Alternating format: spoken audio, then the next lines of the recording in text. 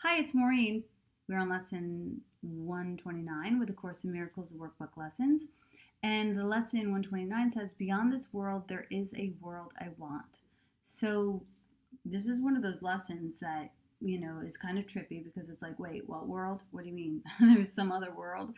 And we're going to read it and I'll give you a little interpretation about how we can unravel this one. So this is the thought that follows from the one that we practiced yesterday. You cannot stop with the idea that the world is worthless, for unless you see that there is something else to hope for, you will only be depressed. Our emphasis is not on giving up the world, but on exchanging it for what's far more satisfying, filled with joy and capable of offering you peace. Think you this world can offer you that? So today, funny enough, I was at a funeral for a friend of mine's aunt, and at the funeral, all the grandkids got up to speak about their grandmother, and they all shared things that they really loved about the grandmother, and they were like, oh, Grandma Karen would scratch our backs, or she would tell us jokes, or she would tell us stories, or she would take us out to different places.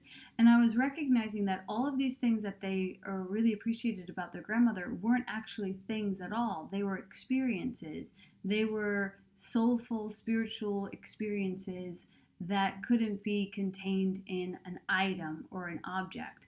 So this is what this is pointing to, that we can be in the world but not of the world, and that most of the things that are most valuable in this world are actually not in this world. They're the ephemeral exchange that happens between you and me. So the second section of this number 2 is, it might be worth a little time to think once more about the value of this world. Perhaps you will concede that there is no loss in letting go of all thoughts of value here. The world you see is meaningless indeed, unstable, cruel, unconcerned with you, quick to avenge, and pitiless with hate. It gives but to rescind, and takes away all things that you have cherished for a while. No lasting love is found, for none is here. This is the world of time, where all things end. So I had a conversation this morning on Miracles Live 365, which is our early morning program. We meet every morning on a call, and we go through the lessons together. So I was on the call this morning, and there was this woman who was talking about how her dad had passed away, and that when her dad had passed away, that people were saying, well, this is God's will. This is God's will. And as a little kid, she was like, if this is God's will, then God's an asshole, basically. It's like, how could that be God's will that you should take my dad? And so I was explaining that, that the father figure is of this world, that beyond this world is a world without death, that this whole thing that we're in, this place of ups and downs, this place of give and take, this place of life and death, this is a dream. And so it's not God's will that your dad should die, but God did not will this complete dream whatsoever. We're literally sitting in a movie theater projecting a movie out on a screen, and we get caught up in the movie like it's real. And the best thing that we can do while we're here is just to relax and to know this too shall pass, and just enjoy it while it's here and then let it go. Be a master at letting it go. So the reason we get hung up and strung out here is because something will come to us, and then we'll take it, and then we'll make up a whole bunch of meaning about it, and then we'll tag ourselves with it, and you'll say, I am a cancer survivor, I am divorced, I am even good things, I am a movie star, and they become our identity, and then we get encumbered by these little identities of the world. Where the most optimal way to proceed would be, if something begins to come towards you and it hits you, instead of taking it and making meaning of it, just take it, thank you, move on. Thank you, move on. Thank you, move on. Like, just become a master at just giving thanks and letting it go, because it's going to go anyhow. Like, the number one rule of this rule is this too shall pass. So if we know that that's the number one rule, and we accept that that's the number one rule, we can become more masterful at letting it pass. It's not mine. It's not yours. It's just a cloud. It's passing by. It's not who we really are. We're spiritual beings having a physical experience for a temporary time. Number 3, is it a loss to find a world instead where losing is impossible, where love endures forever, hate cannot exist, and vengeance has no meaning? Is it a loss to find all things you really want and know that they have no ending and they will remain exactly as you want them throughout time? Yet even they will be exchanged at last for what we cannot speak of, for you go from there to where words fail entirely, into a silence where the language is unspoken and yet surely understood. So, it's talking about that space of the great mystery of God. We're talking about we're speaking about the unspeakable. Like, how can we speak about God when God is such a great mystery? But eventually, all of our very best words and most poetic arrangements are still going to stumble when it comes to trying to interpret God. So it's best if we just learn how to let go of all of that mad ramble and just be in stillness and allow the experience of God to be our truth. So again, it's not hung up on symbols, not even words. Words are simply symbols. It goes on to number 4. Communication, unambiguous and plain as day, remains unlimited for all eternity, and God himself speaks to his Son as his Son speaks to him.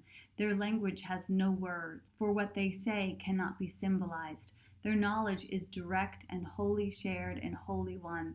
How far away from this are you who stay bound into this world, and yet how near are you when you exchange it for the world you want? So, as long as you're bound by it, you're going to have the experience of feeling like you have an alternative altar. And if you have an alternative altar, it's going to feel not good. It's going to feel heavy. As long as you're chasing something or trying to avoid something, there's going to be a fractured state of being.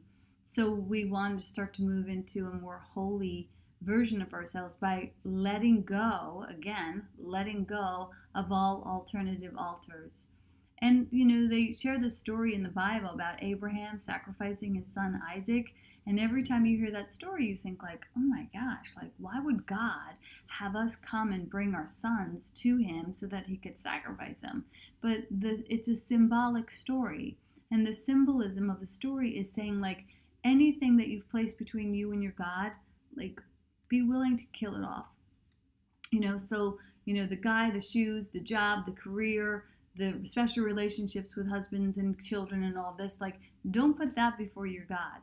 And if you take all of those relationships, those very special relationships, like Abraham's special relationship with Isaac, if you take that relationship and place it on the altar of God, God doesn't sacrifice it. God sanctifies it, and God cares for it. So God can care for your relationship with your husband better than you can. God can care for your relationship with your sons and daughters better than you can. And God can care for your sons and daughters better than you can. We're not their gods. They all have a big ass God. So get out of God's way and let God parent your kids. I know that sounds crazy, but there are times when parents kind of get really twisted around like what is theirs to do in regards to their relationship with their kids, and most of the time it's like, let them be. So number 5, now is the last step certain. Now you stand in instant space away from timelessness. Here can you but look forward, never back to see again the world you do not want. Here is the world that comes to take the place as you unbind your mind from little things the world set forth to keep you prisoner. Value them not, and they will disappear. Esteem them, and they will seem real to you. So the only thing we want to place value on is our relationship with God. Like, am I sufficiently valuing my love affair with God? I know that's not really a question you get asked every day, but it's a good one to contemplate. Number 6, such is the choice.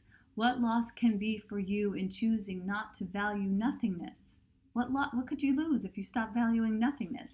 This world holds nothing that you really want, but what you choose instead you want indeed. Let it be given you today. It waits but for your choosing it, to take the place of all the things you seek but do not want. Practice your willingness to make this change 10 minutes in the morning and at night, and once more in between. Begin with this. Beyond this world, there is a world I want. I choose to see the world instead of this, for here is nothing that I really want. Then close your eyes upon the world you see, and in this silent darkness watch the lights that are not of this world, light one by one, until where one begins, another ends, loses all meaning, and they blend in one. Today the lights of heaven bend to you, to shine upon your eyelids as you rest beyond the world of darkness. Here is light your eyes cannot behold, and yet your mind can see it plainly and can understand. A day of grace is given you today, and we give thanks. This day we recognize what you feared to lose was only loss. So this is the good news. Today we recognize that what we thought we would lose, just like Abraham with his son, what he feared wasn't losing his son. What he feared was that God was going to take something from him, that God was not trustworthy. In that story, he trusted God. He placed that relationship on the altar and had a happy ending, because in the end, God guarantees all of us a happy ending. That's what it says in A Course in Miracles. Number 9, now do you understand there is no loss, for we have seen its opposite at last, and we are grateful that the choice is made. Remember your decision hourly and take a moment to confirm your choice by laying by whatever thoughts you have and dwelling briefly only upon this. The world I see holds nothing that I want. Beyond this world, there is a world that I want.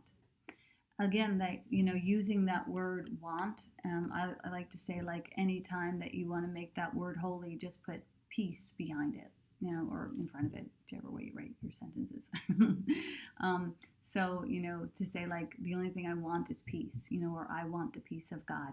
And that's when want becomes holy. And they're using that in this lesson too, where it says there beyond this world is a world that I want. I don't want the world of form. I don't want to get stuck on the world of form and figures. I want to move beneath it and experience the peace of God, the grace of God, the generosity of God, the faith of God, the joy of God. Look in the back of the book in the teacher's manual. If you really want to know some things to be valued and cherished, that would be in the teacher's manual, all of the key characteristics of a good teacher of God. Cherish those things, and you'll have things of real value, and you'll have an experience that feels lifted and like love. So that's the Mad Ramble today. Thank you guys for sticking with me on lesson 129. If you like this lesson, go ahead and like it and subscribe and share it with your friends. So I'd say about that. Oh, here. This is Miracles Live 365, and we are going for another round in July, where you get to get on a phone call every single day with moi and a whole bunch of other really cool miracle workers. And it's an awesome way to study the lessons and to really apply them to your life, because this is cool, where we get on YouTube and we get to have conversations via the chat. But this is where we actually get to chat, talk in real time. So Miracles Live 365, you're seeing it backwards because that's what happens on these videos. But it's Miracles Live. I'll put it on the bottom. I got you. Don't worry. I got you covered. God bless. Namaste.